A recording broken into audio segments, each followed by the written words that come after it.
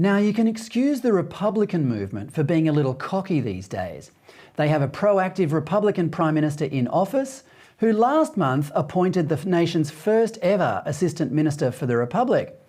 Also this year, the Australian Republican movement released a proposed method for nominating and electing a president, which was the insurmountable obstacle the last time the nation debated and voted on this topic in 1999. Its polling has supposedly found that this model is supported by 73% of Australians. ARM Chair Peter Fitzsimons says, quote, "The stars are aligning for an Australian Republic. We look forward to working with the federal government to ensure all Australians get a say about who represents them as head of state. We have the wind in our sails, the timing is perfect, we're on our way." Now, there are three aspects of the current arrangement that annoy the ARM.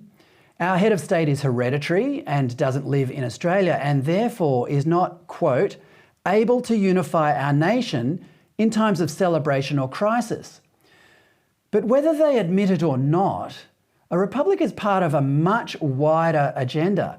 The republic will sever not only what remains of our constitutional ties to Britain, it will also sever cultural ones that until recently were fundamental to us.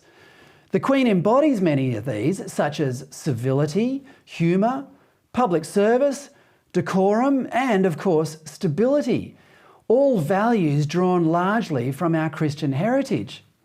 Now, there's no reason to assume an Australian can't fill this role, but there are reasons to think that the Republican movement, as it stands, is not interested in that.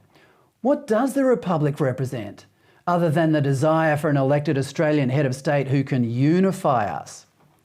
You can scan the ARM's website for an answer, but you won't find one.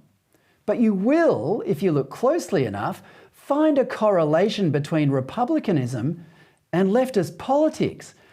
You don't need to be a leftist to support a republic, but it seems that almost all leftists are Republicans. Fitzsimons' politics are well known. His many emphatic opinions, published in his newspaper columns, routinely align with Labor policy.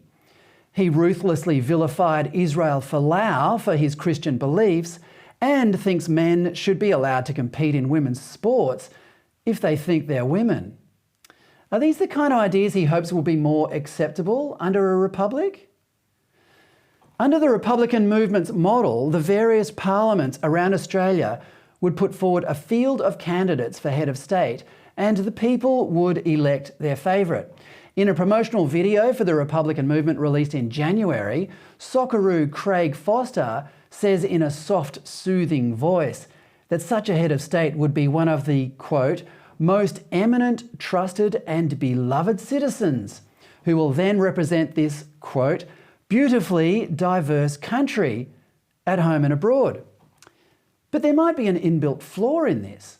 How can one person represent a country that's defined by its diversity? Can't that only happen in a society that is defined by uniformity?